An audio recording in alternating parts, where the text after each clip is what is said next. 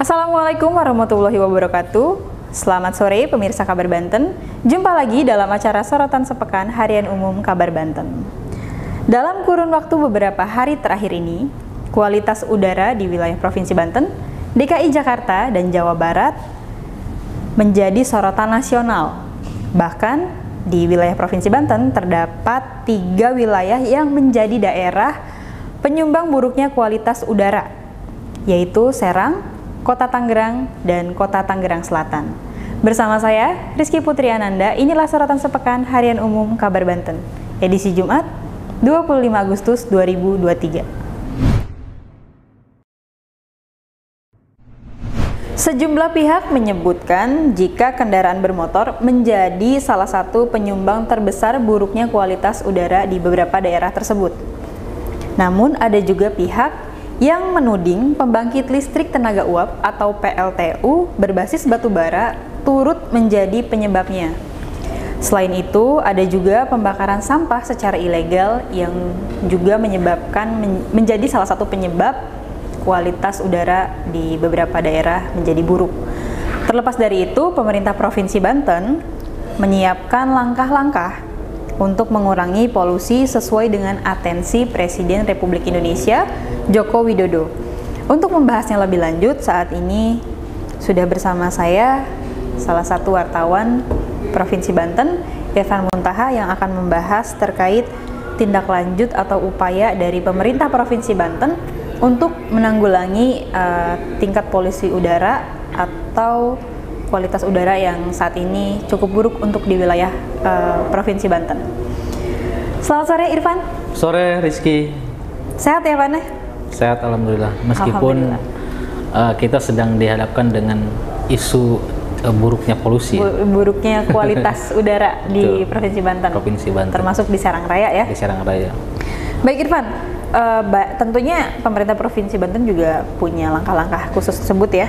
Betul. Nah, kalau berdasarkan dari data itu, wilayah Provinsi Banten itu menjadi salah satu daerah penyumbang buruknya kualitas udara dalam beberapa hari terakhir ini. Bahkan ada 3 wilayah yang menjadi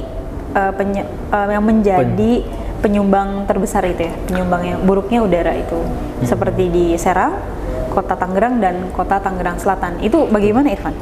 Iya, sebelum kita membahas itu saya menyapa teman-teman sobat Kabar Banten ya Rizky. Wajib itu, ya, harus. Semoga teman-teman dalam keadaan sehat, dan kalaupun memang sedang merasakan dampak polusi udara begitu ya, segera untuk melakukan langkah-langkah pengobatan. Rizky dan sobat Kabar Banten, sebagaimana yang kita dengar bersama begitu ya, dalam beberapa waktu ini kita dihadapkan dengan persoalan polusi udara, di mana pemerintah pusat juga sudah memberikan atensi khusus terhadap wilayah Provinsi Banten begitu, karena memang masuk dalam wilayah yang terdampak daripada polusi udara itu sendiri. Nah, di Provinsi Banten ini ada 3 yang memang menjadi daerah yang polusinya kurang baik begitu ya, dengan berbagai penyebabnya, yaitu Kabupaten Serang, kemudian Kota Tangerang, dan Kota Tangerang Selatan. Nah, sehingga hal itu pun menimbulkan reaksi dari pemerintah daerah untuk melakukan hal-hal atau langkah-langkah antisipasi buruk terhadap keadaan yang saat ini sedang dirasakan oleh masyarakat di Provinsi Banten, Rizky. Gitu. Memang udara itu kan penting ya Irfan ya, apalagi kalau udara saja tidak baik, tentunya terhisap, kemudian bisa menyebabkan beberapa penyakit ya. Khususnya ISPA ya. Betul. Infeksi saluran pernapasan atas. Betul. Yang memang di Kota Serang juga banyak Irfan. Sudah banyak yang terdampak. Sudah banyak. Untuk di Kota Serang itu berdasarkan data ya, terakhir itu sekitar 4.424 yang warga ISPA. Iya, yang terkena ISPA. Nah, itu ada langkah khusus nggak Irfan dari pemerintah Provinsi Banten untuk menanggulangi khawatir terjadinya penyakit-penyakit seperti itu? Ya, memang persoalan buruknya polusi ini kan beriringan dengan El Nino ya, di mana hujan tidak datang begitu ya, kekeringan di mana-mana, sehingga polusi yang buruk ini juga bisa dengan cepatnya menyebar ke masyarakat begitu kan, tidak ada turunnya hujan itu. Nah, pemerintah Provinsi Banten, karena memang sudah ada atensi dari pemerintah pusat begitu ya. Dalam hal ini Pak PJ Gubernur Banten Pak Al Muktabar sudah menyampaikan langkah-langkah strategis begitu yang memungkinkan itu dilakukan oleh pemerintah. Yang pertama itu langkah strategis itu disebutkannya bahwa ada langkah jangka pendek, jangka menengah dan jangka panjang. Nah, Pemprov Banten dalam hal ini salah satu yang sedang dirumuskan adalah bagaimana agar turunnya bantuan hujan buatan. Hujan buatan. Hujan Berarti buatan. Sekarang pemerintah Provinsi Banten sedang menyusun sudah ya? mengusulkan ya, sudah mengusulkan hujan buatan untuk khususnya di wilayah Tangerang, karena kan Tangerang yang paling terdampak tuh ya, yang paling parah salah juga satu ya? daerah karena masuk juga dekat dengan DKI Jakarta begitu, yang memang udaranya cukup memburuk begitu Rizky. Nah kemudian selain usulan yang saya sebutkan tadi, hari ini juga saya sempat mewawancara langsung Pak PJ Gubernur Pak Al Muktabar. Beliau mengatakan beberapa hari ini juga memang dipanggil terus oleh pemerintah pusat begitu ya, untuk mengkoordinasikan langkah-langkah yang akan dilakukan. Nah diantaranya kemungkinan itu akan ada pemberlakuan WFH ya. WFH. Work from home. Betul. Kalau di tahun-tahun sebelumnya WFH itu diberlakukan karena penanggulangan COVID ya. Nah ini kemungkinan ini juga menurut Pak Al Muktabar akan diberlakukan begitu ya, meskipun memang masih dalam tahap kajian bagaimana metode pemberlakuan ini, apakah ini akan diberlakukan secara keseluruhan begitu ya di tingkat pelayanan pemerintah ataupun swasta, atau memang hanya di titik-titik tertentu saja, karena kan mengingat ini Tangerang yang masih menjadi sorotan begitu Rizky. Kota Tangerang dan Kota Tangerang Selatan dan Kota Tangerang Selatan. Termasuk wilayah Serang. Serang betul. Ini ada dua ya Irfan ya. Ada Kabupaten Serang dan Kota Serang. Apakah nanti ke depannya setelah perumusan dan kajian ini 3 wilayah ini yang akan diterapkan atau bagaimana? Seperti itu ya Irfan ya? Betul, itu tidak menutup kemungkinan ya, karena Pak Al Muktabar mengatakan hari ini pun Pak Al Muktabar dipanggil oleh pemerintah pusat untuk kembali mengkaji bagaimana metode pemberlakuan WFH itu, karena kan misalkan Kota Serang memang sebagaimana yang kita beritakan, Kota Serang masih dinilai baik ya dibandingkan wilayah yang lain, Kabupaten Serang dan sebagainya. Nah kemudian apakah dengan keberadaan pemerintah Provinsi Banten di Kota Serang, bagaimana dengan pegawainya yang berasal dari Tangerang misalnya, apakah memang itulah yang harus diberlakukan WFH atau seperti apa gitu. Metodenya sedang dikaji oleh pemerintah, dalam hal ini Gubernur Banten dengan pemerintah pusat. Kemudian juga langkah berikutnya, sebagaimana yang kita beritakan, Provinsi Banten juga atensi pemerintah pusat begitu ya, sedang merencanakan pengalihan kendaraan yang awalnya menggunakan BBM begitu ya, kemudian akan dialihkan menjadi, direncanakan membeli mobil listrik yang memang itu tidak menyebabkan polusi begitu udara. Ya Rizky ya. Kenapa? Karena memang sebagaimana yang sudah disampaikan oleh pemerintah daerah, Kota Tangerang Selatan dan Kota Tangerang begitu ya, ternyata memang setelah mereka kaji polusi penyumbang polusi begitu ya, itu terbesarnya dari kendaraan. Ya mungkin Rizky juga sebagai jurnalis sering mondar-mandir begitu ya, kemacetan semakin parah, maka polusi yang dihasilkan dari kendaraan itu kan semakin tinggi juga begitu. Maka apalagi kan beberapa angkutan umum juga didapati mereka tidak melakukan pengujian kendaraannya. Kemudian pemerintah daerah pun termasuk Kota Serang ya. Saya sempat mewawancarai juga Kepala Dinas Lingkungan Hidup. Memang ada program rutin. Jadi setiap tahunnya itu beberapa kali melakukan uji emisi. Apakah dilakukan juga dengan pemerintah Provinsi Banten? Nah, Provinsi Banten memang berkali-kali Pak Al Muktabar menyampaikan bahwa sebenarnya bisa juga dilakukan oleh pemerintah Provinsi Banten, mengingat memang ada dinas teknis yang bisa melakukan itu ya. Dalam hal ini Dinas Perhubungan Provinsi Banten. Tetapi kemudian ini akan kembali dipusatkan di pemerintah pusat begitu ya, terkait dengan hal ini begitu Rizky. Jadi kebijakannya. Nah, selain tadi soal dari kendaraan sebagai penyumbang polusi begitu ya, yang juga yang menjadi penyumbang polusi itu ya terkait dengan keberadaan apakah apa ya, manusia begitu yang membakar sampah sembarangan begitu kan, perilaku masyarakat. Terbukti kan beberapa hari ini kita mendengar ya ada warga yang memang ditangkap karena kasus pembakaran sampah yang akhirnya berakibat fatal karena kan saat ini puncak El Nino ya masih dalam puncak El Nino di bulan Agustus sampai September nanti, yang artinya cuaca panas itu sedang meliputi, kalau ada lahan kering mudah terbakar. Begitu. Jadi pemicunya itu salah satunya dengan membakar sampah. Ketika membakar sampah, kemudian di lahan sekitarnya ini ada pepohonan kering, otomatis lahannya ikut terbakar dan itu menimbulkan asap, dan asap itu yang mencemari udara begitu ya. Sementara hujan juga belum turun. Makanya pemerintah Provinsi Banten mengusulkan untuk melakukan hujan buatan ya. Betul. Nah, jangka panjang itu memang yang menarik adalah bagaimana mengurangi dampak polusi ya dari kendaraan. Nah, Pemprov Banten di tahun 2023 ini itu sedang merencanakan pembelian mobil listrik ya, mobil listrik untuk kendaraan dinas pejabat Pemprov Banten. Itu khusus untuk seluruh pejabat atau memang ada tertentu saja? Saya baru mengkonfirmasi begitu ya ke Pemprov Banten bahwa memang direncanakan di tahun anggaran perubahan 2023 ini itu baru 2 Rizky yang dibeli. Baru dua itu digunakan untuk kendaraan dinas PJ Gubernur Banten dan juga kendaraan dinas PJ Sekda Provinsi Banten. Jadi baru 2 itu. Baru 2 itu. Makanya kemudian karena ini Al-Muktabar menyatakan bahwa ini adalah atensi dari pemerintah pusat begitu.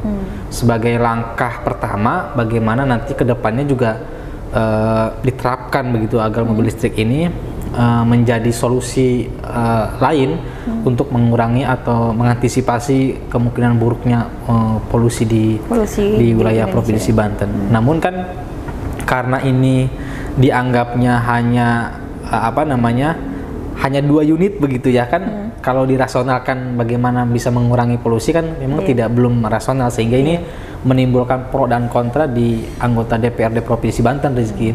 Jadi ada yang memang sepakat dengan hal ini, mengapresiasi begitu ya, ada yang memang menolak karena dianggapnya tidak sesuai dengan kebutuhan yang sesungguhnya yang sedang dialami oleh masyarakat hari ini begitu, Rizky. Itu untuk anggaran dari pembelian mobil listrik itu Rizky.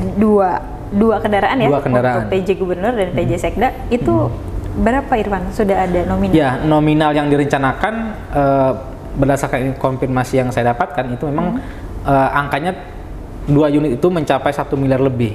Jadi betul 1 unit direncanakan akan dibeli dengan harga 800 juta. Kemudian 1 unit lagi akan dibeli di angka 300 sampai 400 juta. Jadi kalau kita kalkulasikan berarti kurang dari 1 miliar ya. Lebih dari 1 miliar. Lebih dari 1 miliar. 800 ditambah sekitar 400 juta ya. Di 1 miliar lebih yang akan dipakai untuk pembelian kendaraan itu. Tapi lagi-lagi ini masih dinamis ya, karena memang APBD perubahan 2023 APBD Provinsi Banten masih dalam tahap pembahasan antara legislatif dan eksekutif, Rizky, gitu. Mungkin Irfan bisa jadi juga adanya penolakan itu karena sekarang ini kan banyak masyarakat yang membutuhkan air bersih, Irfan. Betul. Karena terdampak dari fenomena El Nino ini. Apa nanti uang yang sebesar itu 1,2 ya, sekitar 1,2 miliar ini bisa dimanfaatkan untuk kepentingan masyarakat? Apakah nanti akan tetap dibelikan mobil listrik seperti itu ya, Irfan ya? Betul, itu mungkin butuh dirasionalkan ya, makanya Ketua DPRD Provinsi Banten dalam hal ini Pak Andra Soni mengatakan ini perlu didiskusikan bersama begitu untuk dirasionalkan apakah memang pembelian mobil listrik ini memang sangat dibutuhkan begitu ya, atau memang ada urgen lain yang memang perlu juga pengalokasian dalam hal ini berkaitan dengan kebutuhan masyarakat begitu, Rizky. Tapi lagi-lagi saya juga sudah mengkonfirmasi ke Pak PJ Gubernur bahwa Pak PJ sih memang dia mengatakannya ini adalah atensi pemerintah pusat begitu. Jadi kayak semacam keharusan begitu ya agar ini dilaksanakan begitu, maka beliau kekeh akan tetap direncanakan karena berdasarkan penuturannya memang ini sebelumnya sudah direncanakan, Rizky. Pembelian mobil listrik sudah direncanakan tetapi gagal karena jumlah unit, ketersediaan unit yang terbatas begitu. Memang sebelumnya kalau tidak salah ya, Rifan ya, saya juga sempat memberitakan itu di tahun kemarin atau di tahun sebelumnya, itu memang pemerintah pusat meminta agar pemerintah daerah pun khusus untuk mobil dinas di pemerintahan menggunakan mobil listrik. berdaya listrik. Jadi selain untuk mengurangi polusi udara dan memang BBM juga kan saat itu langka ya. Sedang langka ya. Iya, jadi memang salah satu upayanya adalah mengganti mobil berbahan dasar minyak menjadi listrik. Tapi kan ini juga penyumbang salah satu polusi udara ini juga akibat PLTU juga ya. Ya Jadi ada apa namanya miss begitu ya, mungkin saya. Apakah nanti kebijakan ini akan dilanjutkan atau diterapkan di wilayah Provinsi Banten atau seperti apa? Kita masih menunggu berarti. Betul. Ya? Kita masih menunggu karena jangan sampai atensi ini hanya sebatas seremonial begitu ya. Karena kita juga kan memang sudah mengkonfirmasi ke pemerintah daerah, kabupaten, kota begitu, memang ada atensi itu dari pemerintah pusat, tetapi Pemda itu belum sampai ada niat untuk mengalokasikan sebagaimana Provinsi Banten yang sudah akan membeli begitu ya di tahun APBD perubahan 2023 ini. Nah, kayak misalkan Kabupaten Serang itu setelah kita konfirmasi mereka belum merencanakan hal itu begitu, meskipun ada atensi dari pemerintah pusat. Artinya Rizky, kalau jangan sampai pembelian kendaraan listrik untuk kendaraan dinas ini hanya isu polusi itu menjadi modal mereka untuk bisa meloloskan hal ini gitu. Sementara kebutuhan publik dalam hal masyarakat itu dikesampingkan. Ini akan menjadi tanda tanya. Artinya jangan sampai seperti itu begitu. Kalau toh memang ini tepat akan diberlakukan begitu, maka rumusannya juga harus matang. Jangan sampai mobil listrik kebeli tetapi kemudian pelayanan terhadap masyarakat ditelantarkan begitu. Karena betul kalau kita rasionalkan, polusi buruk itu sangat dimungkinkan gitu, sangat rasional diakibatkan oleh adanya banyaknya kendaraan begitu yang memang mengeluarkan asap begitu ya. Itu kan sangat rasional begitu. Kalau kita lihat di Kota Serang saja Rizky, kalau pagi dan sore itu kan sepertinya sudah jalanan ini sudah tidak lagi perlu perluasan begitu ya, karena memang saking padatnya kendaraan ini. Maka hampir semua titik itu pasti ada kemacetan ya. Jadi sangat rasional kalau kemudian polusi itu dampak daripada kendaraan yang selama ini masih digunakan masyarakat begitu. Maka solusinya adalah berganti kepada listrik begitu ya. Tetapi satu lagi yang menjadi PR, pemerintah jangan terlena dengan hal itu. Yang kalau memang kebijakan ini akan diberlakukan dan kemudian juga masyarakat akan mengikuti, maka ketersediaan infrastruktur untuk pengisian daya mobil listrik itu juga harus diperhatikan begitu kira-kira. Berarti bukan hanya pembelian mobil listriknya saja ya, Irfan, betul. Pemerintah pun harus menyiapkan infrastrukturnya ya, sarana prasarana untuk ngecas ngecas mobil listrik itu ya. Irfan, dampak dari El Nino ini kan cukup banyak. Jadi memang pemerintah juga harus melakukan langkah-langkah atau upaya-upaya. Ya kalau misalkan tadi dirasionalkan, memang tingkat polusi udara ini diakibatkan dari banyaknya jumlah kendaraan bermotor. Nah ini kan juga akan diberlakukan WFH. Itu juga bisa menurunkan sedikit, cukup banyak ya sepertinya. Karena rata-rata para pegawai di pemerintahan pun satu orang satu kendaraan ya. Kalau diberlakukan separuhnya di WFH, mungkin itu akan lebih efektif ya Irfan ya? Bisa efektif dan juga bisa tidak efektif menurut saya Rizky. Kenapa? Sebagai jurnalis ya, kenapa? Sebagai jurnalis tadi kita sudah bisa mempertimbangkan analisa ini perbandingannya dengan waktu WFH COVID ya. Kenapa kemudian COVID harus WFH? Karena memang penyakit yang ada dalam manusia begitu ya, itu akan menular ketika memang bertemu bertatap muka. Tapi kan persoalannya bukan penyakit menular. Ini adalah penyakit yang tersedia begitu ya atau udara polusi begitu ya. Kemudian kalau terhisap oleh manusia itu akan menyebabkan penyakit begitu ya. Nah maka kemudian ini juga saya menjadi tanda tanya juga kalau kemudian WFH diberlakukan. Kenapa? Karena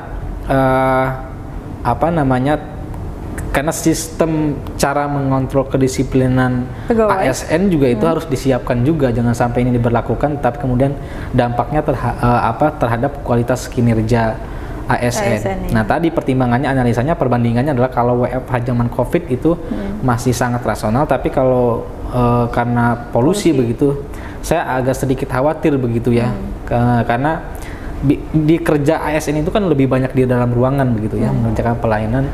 Jadi menurut saya pemerintah itu masih punya langkah lain selain melakukan WFH begitu, WFH di sini. Artinya 3 langkah atau 3 solusi ini itu masih dalam pembahasan diskusi bersama pemerintah pusat dan legislatif ya.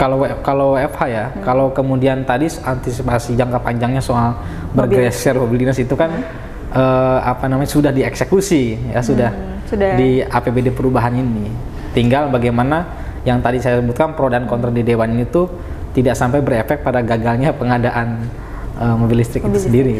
Tapi baru diberlakukan untuk di Provinsi Banten, dan itu pun hanya 2 unit ya? Betul, itu hanya untuk Kota Serang pun sebetulnya ya Wali Kota Serang Pak Safruddin itu menyatakan siap jika memang itu merupakan arahan atau kebijakan dari pemerintah pusat. Ya. Namun yang jadi pertanyaan juga, APBD pemerintah Kota Serang ini cukup minim dan keterbatasan anggaran itu selalu menjadi alasan utama.